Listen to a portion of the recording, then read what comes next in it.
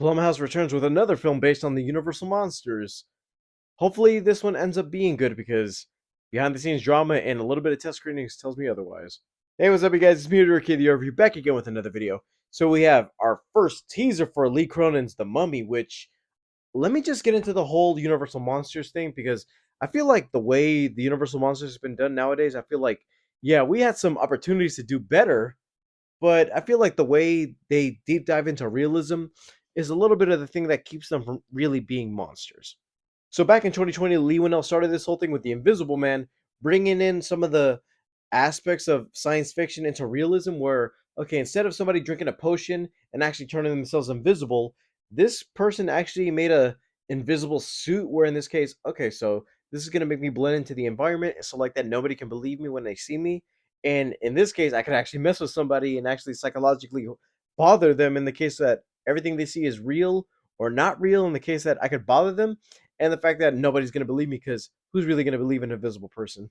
That to me was a good idea, and the fact that I'm like, oh, so it's just a suit that makes you invisible, and the fact that yeah, I've seen this possibly done in other movies before, and the way they incorporated horror and the fact that who knows whether or not he would be there, and the cases where some of the background would move and the camera shots would show that a person in a room, but the fact that some of the rooms would be open enough to where it's like, yeah, I can see the characters right there, but you know he's standing somewhere here. He tried that last year with the Wolfman, but the fact that okay, so in this version, it wasn't like a oh he got bitten by a werewolf, and the fact that just because he got bitten would mean all the blood and everything would transfer onto him, where it's like oh whenever the moon would rise, I would turn into this creature.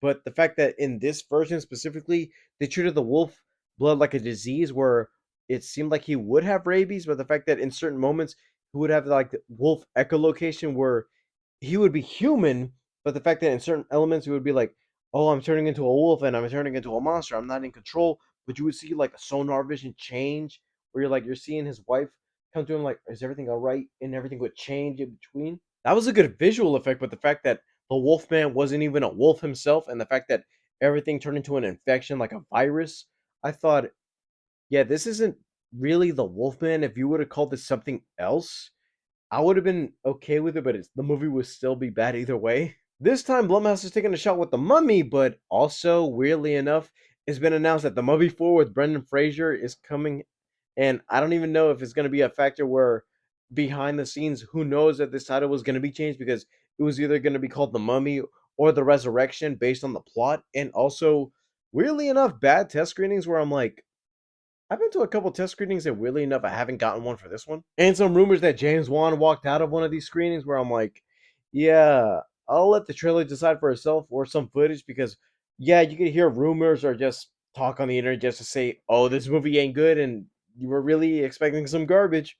The fact that Blumhouse started with realism on Universal Monsters, in the case where I'm like, I don't even know if it's the studio itself because Blumhouse isn't really like one of those big horror studios out there that would put out big budget horror films. Like most of the movies they do are merely cheap and downscaled. And as for a mummy movie, you expect that to take place somewhere around ancient Egypt. Maybe, I guess, somebody wrapped around in plastic paper wrap, but I wouldn't even know if it's actually going to be doing that. Or somebody trapped in a sarcophagus, but I don't even know it's going to be doing that either. Yeah, most of this movie's been under wraps for a bit. And I guess now that we got a teaser, more like a 1 minute teaser, and the day before we had like a sarcophagus poster thing where I thought, oh, is that really just the footage they're going to be showing the next day? Because it's like a minute long. All there is to say, there's a new Mummy movie coming out with the horror roots, and hopefully this could actually do some justice to the Universal monsters because who knows if it's going to be delving in realism or actually taking some real Egyptian lore. So, in that case, let's get to the video.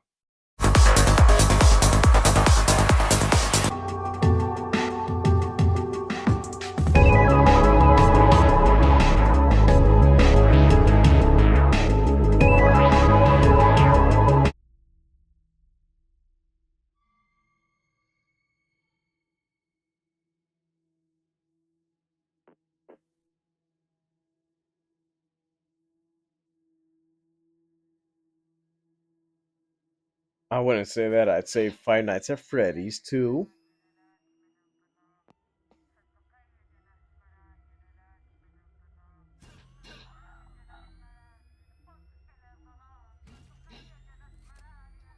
Hmm.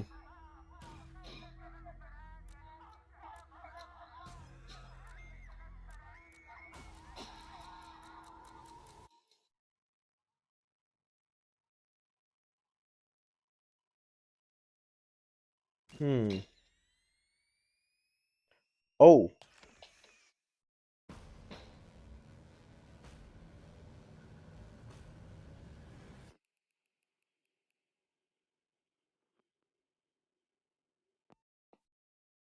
this season doesn't show us too much besides the main moral thing, which is what happened to Katie, which I feel like, okay, this is the main thing that's driving this whole movie together because I feel like instead of like the mummy being like this whole, oh, it's been buried under millions of years ago in the desert and we're just unlocking the secrets of it and discovering it now, it seems like it's going to be like a missing persons mystery movie where I feel like, okay, this person went missing years ago and we're finding their body now in the case of a sarcophagus, but I feel like their body has been cremated enough to the point where, oh, it's still dead, but also I guess it's coming back to life. Part of me wants to say I don't know how that's exactly mummy related besides the sarcophagus, and not seeing as though there's an actual supernatural mummy being inside of it instead of a missing person. But we'll see how things go with this.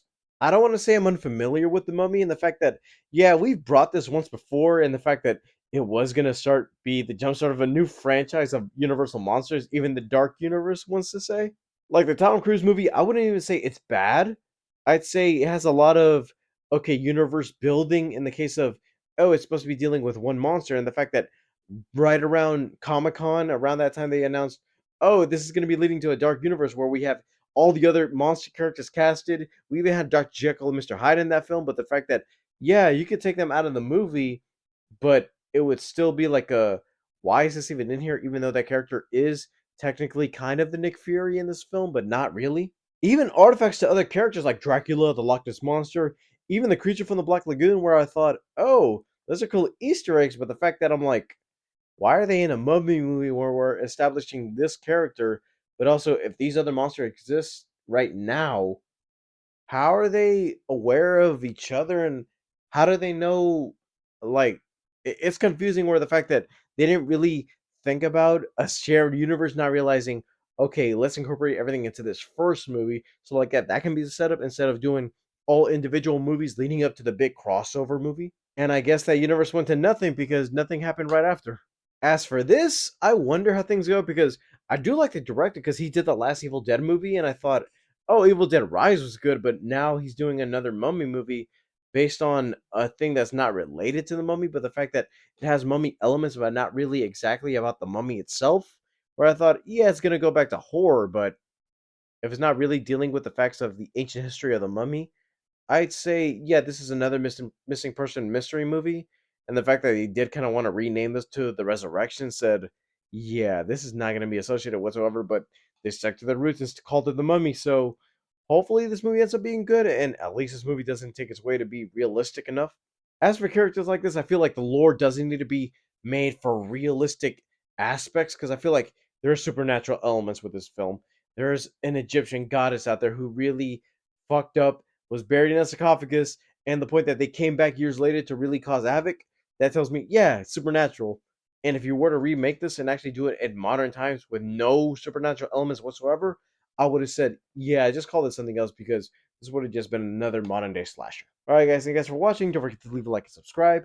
All my social media down in the description below, and I'll see you guys next time. Bye, guys.